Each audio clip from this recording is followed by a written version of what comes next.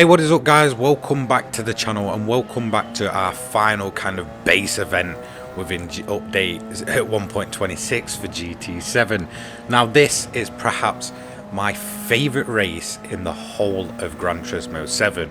Now if you remember back to the last update, we had the 10 laps at Fuji, the Group 1 event, and I said that was probably my favourite there and then.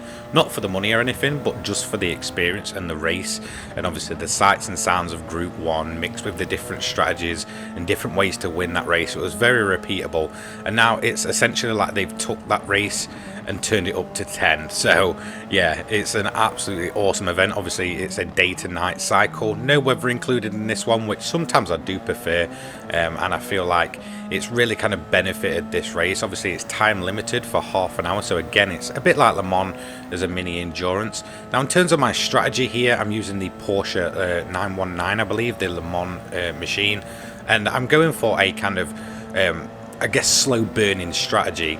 So I'm turning the fuel mix to 6, I'm staying on the hards, and I'm trying to go for a one stop strategy, which means whilst I'm sacrificing pace, I'm also able to pit a lot less than the rest of the AI.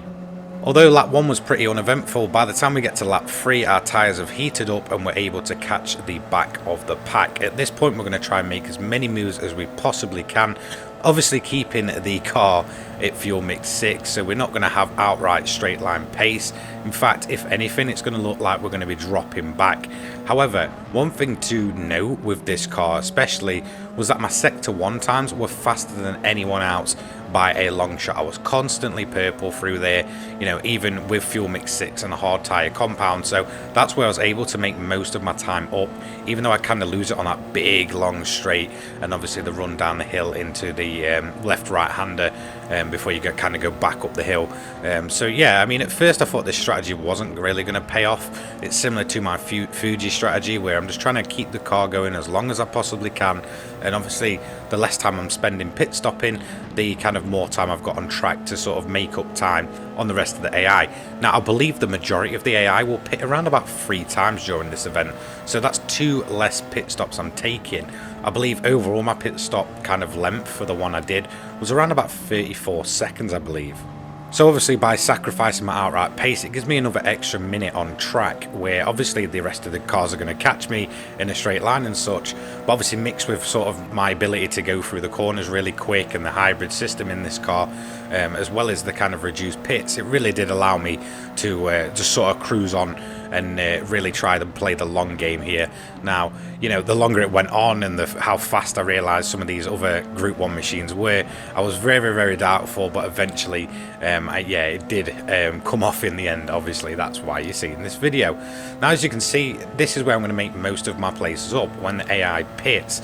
So they're going to stop pitting around, you know, lap 6, and those are for the cars that are running the soft compound of tyres. You can see Wilk comes out there, one of the most notorious cars in all of the Group 1 prototype races, that Peugeot, absolutely insanely fast. And all I want to really do is kind of hope he gets caught up in traffic, and we can kind of use him as a bit of a bit to our advantage, I'd say, really, by running in his slipstream as much as possible, obviously giving us maximum performance down the straights, because that thing, yeah, it's very quick. So as you can see here, we're going to get right up behind him, we're going to overshoot it, and we're going to run a bit wide. Now he's going to absolutely shoot off at this point, although it looks like we kind of stay with him under acceleration. Once the hybrid system's drained, he's just absolutely gone, as you can see, losing plenty of time up there. However, he eventually gets caught behind the Sauber, so we're going to try and go down the inside here, and whilst we're going to get the move done at first, we're quite quickly going to lose pace as we kind of go through the straight. So we're going to go up the hill, get alongside the Sauber, and now we're going to end up dropping back. I'm going to use that to my advantage by running into slipstream, obviously move out of the way for Wilt because he's going to absolutely fly past, and then we're just going to carry on down the straight. So we haven't lost too much time there. Obviously Wilt getting caught up behind the Sauber yet again.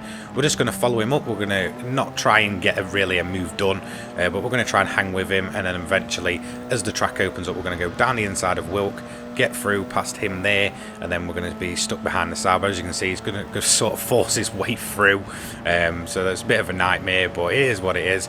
We are much quicker in sector 1, obviously. Like I said, as you can see, we're just going to fly past both of them kind of getting caught up in their own little battle. Now, as you can see, he did kind of go off into the distance for a bit, and eventually we did catch him as we catch some more of the AI cars.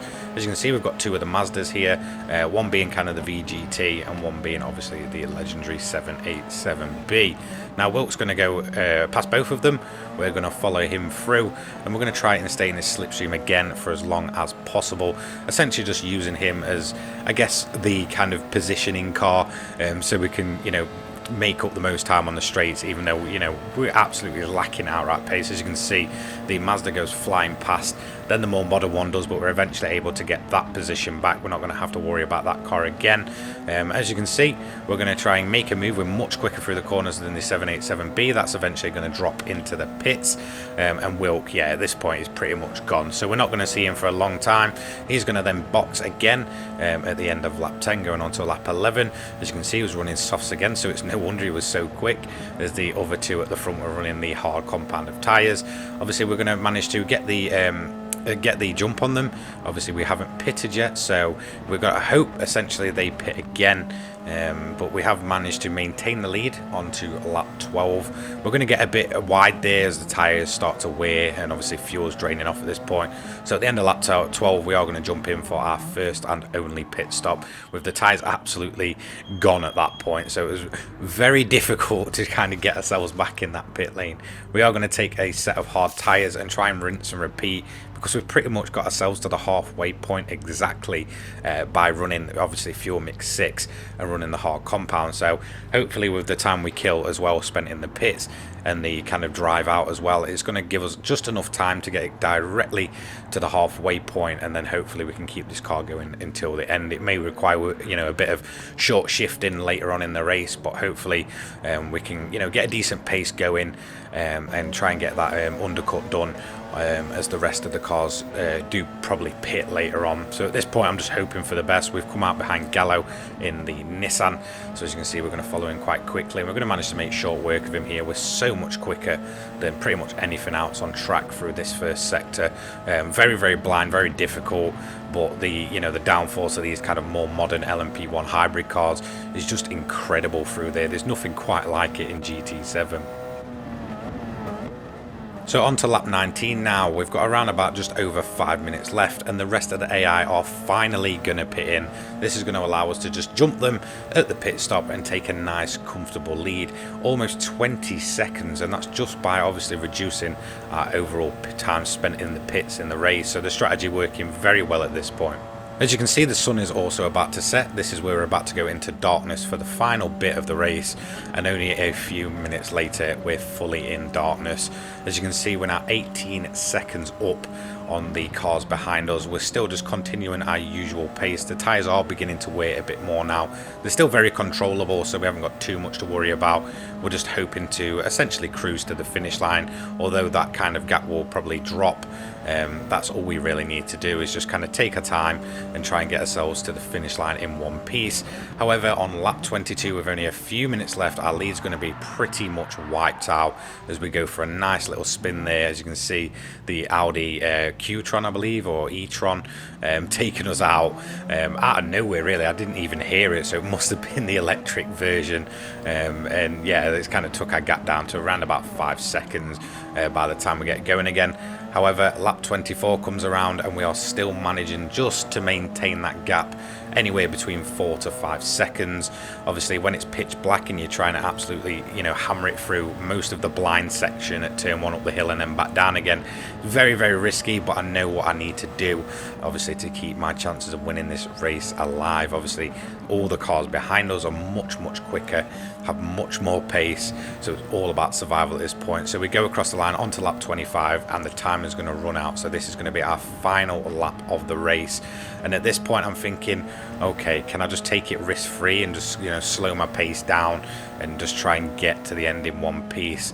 And that's mainly what I'm going to try and do here. As you can see, the darkness at this track, absolutely terrifying. You know, it being such a new track to GT7 and not very, you know, kind of overly used in racing games really, kind of on the console side of things, apart from maybe Forza, you know, it is just, you know, terrifying. Most of these blind bends and all the hills and elevation changes and such. But yeah, awesome event. Absolutely loved it. Cannot fault it. Definitely going to be my go-to just for the fun factor. I'm not really bothered about the money, to be quite honest. It's so enjoyable. I fully recommend trying this out. I hope this strategy worked out. As you can see, it did work for me, and I'll catch you all in the next one. Take care, guys. Peace.